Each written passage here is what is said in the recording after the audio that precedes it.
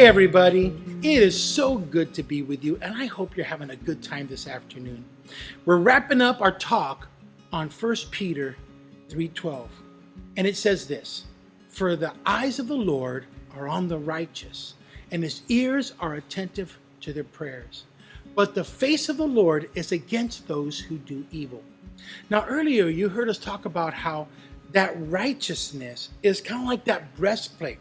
As a matter of fact, Paul wrote, as he described the armor of God, that the breastplate is called the breastplate of righteousness. Well, I want to talk about righteousness just a little bit more. Jesus said in Matthew chapter 5, as he taught on the Beatitudes, he said, "Blessed are those who hunger and thirst for righteousness." Hunger and thirst. That is a great desire, that we should want righteousness so much that it's like we're hungry for it or even thirsty for it. Well, here in Laredo, it gets really, really hot.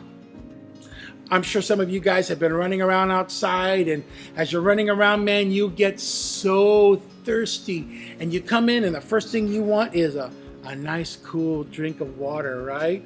Water is the best thing to quench a thirst. It's better than soda, it's better than Kool-Aid, it's better than milk. The best thing to quench your thirst is water. Well, I want to pretend that this water is righteousness. I have my cup here. I'm going to pour just a little bit in here, all right?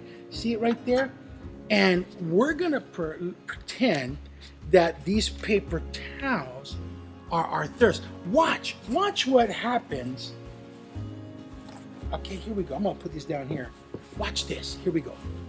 I'm going to take these paper towels and I'm going to soak them down here into this cup of water. Watch. Look at that.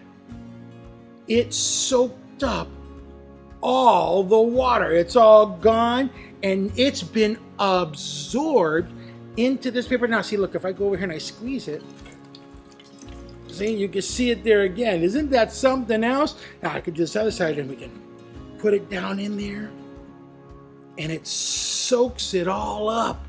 Wow. You see, this is how we're supposed to respond to righteousness. We're supposed to soak it up. We're supposed to be thirsty for righteousness. And righteousness, once again, is when we're doing what God wants us to do. When we are in right standing with God, we should hunger and thirst to do what is right in God's eyes. And then we should soak it all up.